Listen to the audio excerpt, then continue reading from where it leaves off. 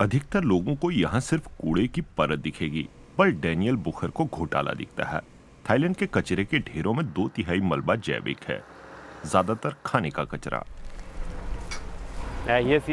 सतह पर ये सब प्लास्टिक का कचरा लगता है, लेकिन अंदर देखने पर और ये चिपचिपी सी चीज वहां पर, ये सब खाना है, जैविक। ये बायोमास है। ये अब भी ठीक ठाक दिखते हैं, अच्छे से पैक हैं। इन्हें आप धोकर पहुंचकर इनसे कुछ कर सकते हैं। डैनियल बुखर जर्मनी से हैं और फिलहाल बैंकॉक के एक होटल में हेड शेफ हैं। खाना और खाने के कचरे को कम करना उनके लिए अहम है।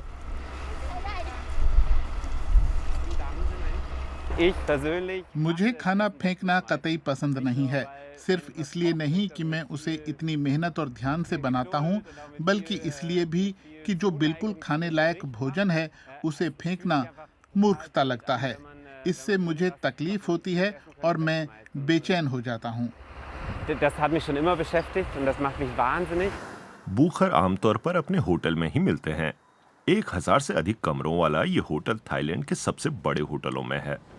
अपने 200 कर्मचारियों के लिए उन्होंने होटल की छत पर ही सब्जियों की क्यारियां बनाई हैं। होटल की जरूरत पूरी होने लायक सब्जियां तो यहाँ खैर नहीं उगती, लेकिन इस प्रोजेक्ट से खाना बचाने को लेकर उनके स्टाफ में जागरूकता आ गई है। हम लापरवाही से चीजों को फेंक देते हैं क्योंकि हम खाने को महज एक प्रोडक्ट के तौर पर ही देखते हैं। हम नहीं जानते कि किसी चीज को उगाना कितना कठिन काम है और एक बीज को खाने लायक अवस्था में पहुंचने तक कितना लंबा रास्ता तय करना पड़ता है। बुखर कहते हैं कि सबसे जरूरी है भोजन का सही भंडारण। ये तो होना ही चाहिए, लेकिन कई लोग अक्सर सबसे बुनियादी बातों को ही अनदेखा कर देते हैं। जैसे धुली हुई सब्जियों को सुखाकर रखने से वे देर तक टिकी रहती हैं।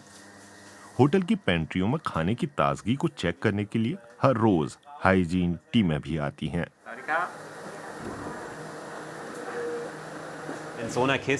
अगर आपके पास शिमला मिर्च है जो इस तरह डिब्बे में रखे रखे पिलपिली सी हो गई है, तो ये पूरा हिस्सा खराब हो जाएगा और फेंकना पड़ेगा।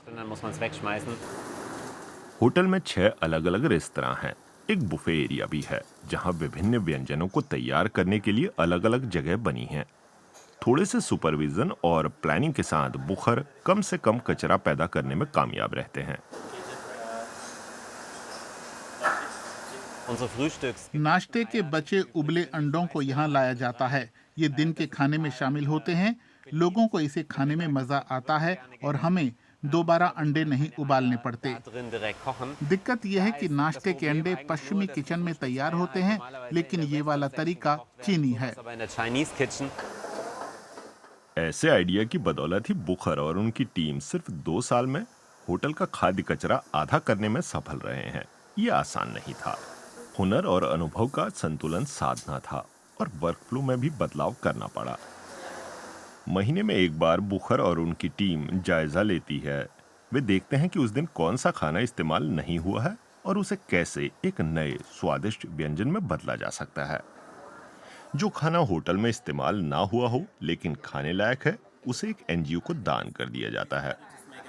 एनजीओ का स्टाफ हर रोज बचा खुचा खाना जमा करता है और जरूरतमंदों में उसे बांट देता है।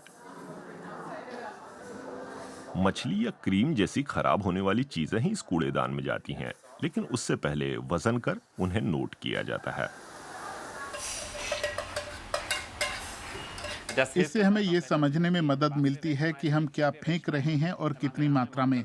हम हर महीने रिपोर्ट बनाते हैं, तब हम ठीक से जान पाते हैं कि कितनी मात्रा में खाना फेंका गया और उसे कम कैसे कर सकते हैं। डाटा कलेक्शन पुरानी समस्याओं के नए हल तलाशने का एक अच्छा तरीका हो सकता है, जैसे कि बचे खुचे खाने की समस्या। अंतर्राष्ट्रीय सहयोग की जर्मन एजेंसी GIZ थाईलैंड के 400 प्रतिनिधि घरों को लेकर चल रहे एक अध्ययन को फंड कर रही है कि उन घरों में कितना खाना बेकार जाता है। ऐसी सूचना पहले कभी एकत्र नहीं की गई है। हम जानना चाहते हैं कि कितना कचरा अलग किया जाता है, वो कहाँ जाता है और उसका क्या होता है। उम्मीद है कि ये डेटा खाद्य कचरे में कमी के तरीके खोजने में मदद करेगा। कचरे के ढेरों में जाने वाला खाना सिर्फ बर्बाद ही नहीं होता है, वो जलवायु के लिए भी भयानक है। जैविक सामग्री सड़ती है और वो मीथेन गैस छोड़ती है।